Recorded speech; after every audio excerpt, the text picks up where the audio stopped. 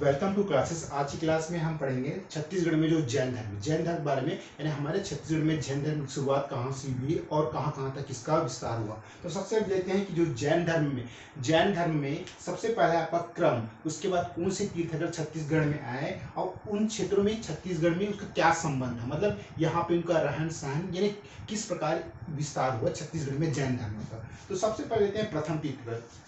छत्तीसगढ़ में जो प्रथम तीर्थंकर थे कौन थे? आपका ऋषभनाथ। छत्तीसगढ़ में प्रथम तीर्थंकर थे ऋषभनाथ। और जो इनका संबंध कहाँ था? इनका संबंध था गुंजी का दमोदरा। ये आप गुंजी दमोदरा बूढ़ी खार, ये मल्हार जिला में है ना, मल्हार मतलब बिलासपुर जिले में। उसके बाद है 16वें तीर्थंकर। सबसे पहले देखे हमने प्रथम तीर्थंकर पार्षद ऋषभनाथ देखे, जिसका संबंध कहाँ से था? ये आपका था बूढ़ी खार, मल्हार और गुंजी का दमोदरा से इनका संबंध था। मतलब इस क्षेत्र में जैन तीर्थंकर निवास करते थे, मतलब वहाँ अपना जो भी कार्यक्रम है वो सब होता था। तो 16वें तीर्थंकर में क्या है आपका? 16वें तीर्थंकर में आपका है शांतिनाथ। जो 16वें क्रम के तीर्थंकर शांतिनाथ, वो कहाँ निवास करते थे? आपका भाटागुड़ा यानी बस्तर जिले में ना।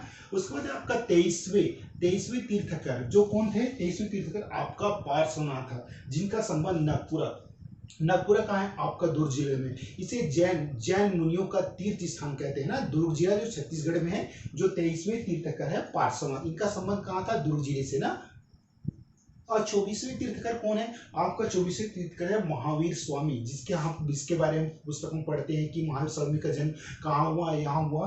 तो इनका संबंध कहाँ से? आरंग यानी रायपुर। एक प्रकार की मान्यता है कि जो 23वें तीर्थंकर है 24वें तीर्थंकर पार्श्वनाथ का संबंध क्या है? रायपुर जिले के आरंग से संबंधित है। ओके, अब उसके बाद हम पढ़ते हैं, ये तो आप हमने छोटी जानकारी प्राप्त की जो जैन धर्म से संबंधित है। अब पढ़ते हैं हम महाजनपद काल के अंतर्गत क्या क्या है? महाजनपद यानी महाजनपदा काल में है आपका भारतीय इतिहास में सबसे पहले जो 16 महाजनपद है उसका वर्णन मिलता है। देखिए, भारतीय इतिहास में ये जो महाजनपद काल है ना, भारतीय इतिहास में सबसे महत्वपूर्ण यानी महत्वपूर्ण काल, इंपॉर्टेंस है। भारत का जो इतिहास है यानी जो इंडियन हिस्ट्री जो सेंचुरी की जो स्टार्ट होती है वो इसी काल महाजनपद काल से ही प्रारंभ होता है। पूरे भारत को यानी जो पूरे भारत को कितने महाजनपदों में बांटा गया था? पूरे भारत को 16 महाजनपदों में बांटा गया। अब वो 16 महाजनपद कौन कौन से? आपका कौशाम्बी हो गया, चेदी है, वैशाली हो गया, गंधार कला हो गया, मथुरा हो गया, अंग हो गया। तो ये सब जो उत्तर पूरी भारत में ये जो 16 महाजनपद फैले थे, अंग, कौशाम्बी, कौशल, वत्स, तो ये सब थे महाजनपद ना। अब जो छत्तीसगढ़ में जो आपका महाजनपद पड़ा था इस काल में, मतलब जो महाजनपद काल में, मतलब जो 16 महाजनपदों में जो काल बटा हुआ था, उस महाजनपद काल में छत्तीसगढ़ कौन से नाम से जाना जाता है? छत्तीसगढ़ को चेदीसगढ़ के नाम से जाना जाता है। ये चेदीसगढ़ में शामिल था। उसका नाम पड़ता है चेदीसगढ़ यानी चेदीगढ़। मतलब इसको जो सबसे पहली राजधानी थी वो है सुक्तिमती।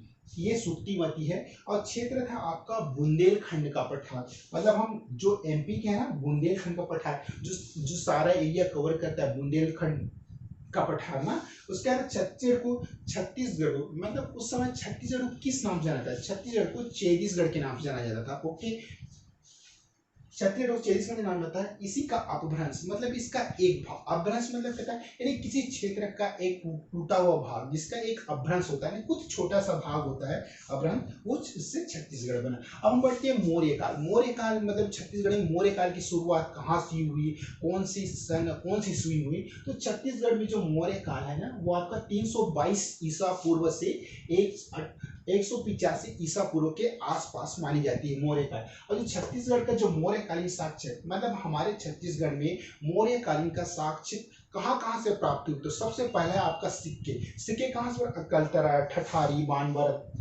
सिक्के आपका कहाँ से? अकलतरा, ठठारी, ये सब कौन है? जांजगीर चांपा जिले में स्थित है। ये बारगांव आपका रायगढ़ जिले में। और दूसरा यात्रा उत्तर। अब हम मौर्यकालीन के बारे में जानने के लिए सबसे पहले क्या देखिए? सबसे पहले देखिए कि यहाँ कौन कौन सी जगह से सिक्के प्राप्त है। और दूसरा यात्रा विवरण, ये मतलब इस काल में कौन कौन से यात्री ने यहाँ यात्रा की ना।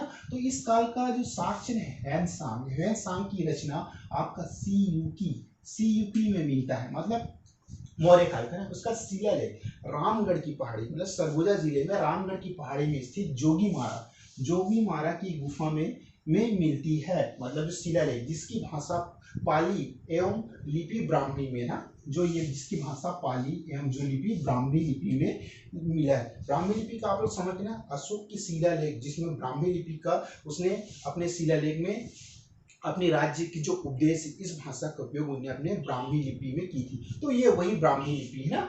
तो शैल चित्र रामगढ़ की मतलब सरगुजा जिले में रामगढ़ की पहाड़ी में स्थित मतलब जोगी मार्ग की गुफा में जो एक नर्तक रहते देवदत्त एवं शुतनुका की प्रेम गाथा का वर्णन मिलता है। प्रेम गाथा की वर्ण का वर्णन है। और उसके बाद है प्राचीन छत्तीसगढ़ मतलब प्राचीन छत्तीसगढ़ के उत्तरी भाग में जो मौर्य साम्राज्य शामिल था, इसका वर्णन नहीं मिलता, लेकिन अशोक के शिलालेख से नहीं मिलता, परंतु मध्य एवं दक्षिण छत्तीसगढ़ में कलिंग विजय मतलब जब उड़ीसा में जब कलिंग विजय हुआ था ना अशोक के समय, जब अशोक ने आक्रमण किया था कलिंग में, तो उस समय छत्तीसगढ़ में मौर्य साम्राज्य का वर्णन मिलता है। ये वही बताया गया कलिंग विजय के बाद में मौर्य साम्राज्य का अंग बना। मतलब कलिंग जब अशोक ने जब कलिंग पर आक्रमण किया, जब उसने कलिंग वर्तमान में कहा भी उड़ीसा, जब कलिंग को उन्होंने जीत लिया तभी छत्तीसगढ़ का अंग बना मौर्य साम्राज्य में ना, मौर्य साम्राज्य। अब एक बार हम फर्स्ट रिवाइज करते हैं जो छत्तीसगढ़ में जैन धर्म की शुरुआत। सबसे पहले आपका प्रथम तीर्थगढ़ कौन थे आपका ऋषभनाथ। इसका संबंध कहाँ से था, गुंजी दमोह द्वारा। दूसरा क्या है आपका बूढ़ी खार मल्हार से ना। उसके बाद 16वें तीर्थकर, दूसरे नंबर में 16वें तीर्थकर में कौन थे आपका शांतिनाथ, ये कहाँ निवास करते थे भाटागुड़ा बस्तर में ना। 23वें तीर्थकर कौन थे आपका पार्श्वनाथ है ना, ये कहाँ निवास करते हैं नगपुर दुर्ग, ये जैन तीर्थों का मतलब तीर्थ स्थान कहलाता है ना नगपुर दुर्ग। उसका 24वें तीर्थकर कौन थे आपका महावीर स्वामी, जो कहाँ निवास करते थे आपका, ये आपका आरंग ना, आरंग रायपुर। तो इस प्रकार हमारा ये जैन धर्म में 4 लोग थे जो निवास करते थे छत्तीसगढ़ में। उसका धर्म हम महाजनपद का पढ़ते हैं ना। भारतीय इतिहास में सबसे मोस्ट इंपॉर्टेंट कार्य है आपका महाजनपद ना। भारत के इतिहास की जानकारी यहीं से हमें मिलती है। उस समय भारत ना 16 महाजनपदों में बटा हुआ था। कौशल, वत्स, कौशाम्बी हो गया, गांधार हो गया, तो ये सब जो ना उत्तर पूर्वी भाग में है। तो मैं 16 तो नहीं गिनवा रहा हूँ, लेकिन कुछ है जो कौशल, वैशाली, अवंतिका, मथुरा हो गया, आपका इंद्रप्रस्थ हो गया, कौशाम्बी हो गया, गांधार तो पाकिस्तान है, मथुरा से जो होते हैं ना वो आपका पाकिस्तान एरिया में गांधार। तो ये सब कुछ जो 16 महाजनपद थे। तो इसमें जो छत्तीसगढ़ को क्या कहा था, इसमें छत्तीसगढ़ भी एक है जिसमें 16 महाजनपद है, ये चेदीसगढ़ इसका छत्तीसगढ़ चेदी महाजनपद के अंतर्गत है ना। पूरे भारत को 16 महाजनपद बांटा गया। उसके बाद चेदीसगढ़ की राजधानी कहते हैं सुक्तिमती। और जो मतलब क्षेत्र था, कौन सा क्षेत्र था आपका बुंदेलखंड के नाम से जाना था। और इसी के अपभ्रंश से छत्तीसगढ़ बना। उसका हम पढ़ते हैं मौर्य काल। मौर्य काल मतलब कौन से ईसा पूर्व से 322 ईसा पूर्व से 185 ईसा पूर्व के आसपास माना जाता है। तो छत्तीसगढ़ के जो मौर्यकालीन साक्ष्य है वो फर्स्ट है सिक्के कहाँ से प्राप्त हुए आपका, सिक्के प्राप्त हुए आपका अकलतरा, ठठारी और बानबरन मतलब कि रायगढ़ जिले में ना। ये देखिए अकलतरा, ठठारी, जांजगीर चांपा, बारगांव आपका रायगढ़ जिले से। यात्रा वृत्तांत मतलब हम किसी भी इतिहास के बारे में जानने के लिए मतलब किसी साम्राज्य, किसी काल या किसी वंश के जानने के बारे में 3-4 चीजों को जानना बहुत जरूरी है। तो हमने पहले देखा कि सिक्के कहाँ से प्राप्त होते हैं। उसके बाद में आपका यात्रा वृत्तांत मतलब इस काल में मतलब इस साम्राज्य में कौन से यात्री ने इस साम्राज्य में यात्रा की। तो यात्रा वृत्तांत द्वारा वैन सांग ने सबसे पहले मौर्य साम्राज्य में इस काल में यात्रा की और उन्होंने अपनी पुस्तक CUP में छत्तीसगढ़ का वर्णन किया। बस इतना ही है यात्रा वृत्तांत। उसके बाद है आपका शिलालेख की जानकारी से भी हमें मिलता है कि इस क्षेत्र में कौन से साम्राज्य, किस राजा ने कब से कहाँ तक शासन किया और इस साम्राज्य का विस्तार कहाँ तक बढ़ा। तो देखते हैं हम शिलालेख में सबसे पहले देखते हैं रामगढ़ की पहाड़ी में स्थित जोगी महाराज की गुफा में, जिसकी भाषा पाली एवं कौन सी लिपि में लिखी गई थी, ब्राह्मी लिपि में। मैंने आपको बताया कि जो अशोक के शिलालेख है कौन सी लिपि थी, वो है ब्राह्मी लिपि में लिखी गई थी। जिसको पढ़ा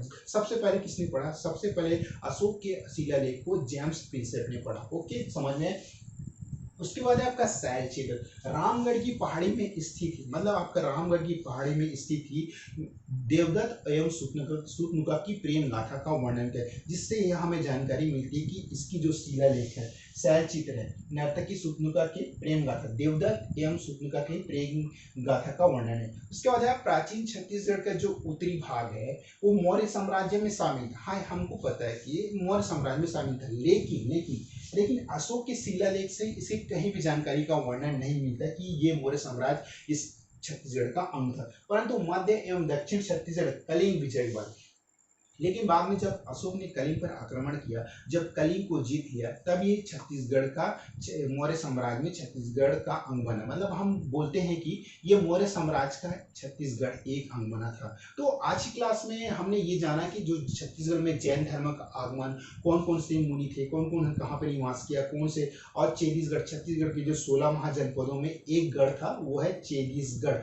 और हमने पढ़ा था मौर्य साम्राज्य पर विस्तार, मतलब मौर्य साम्राज्य का छत्तीसगढ़ में कहाँ कहाँ पर विस्तार है एवं कौन कौन से शिलालेख, यात्रा विधान, सिक्के मिले, इसके बारे में। तो आज की वीडियो में बस इतने ही।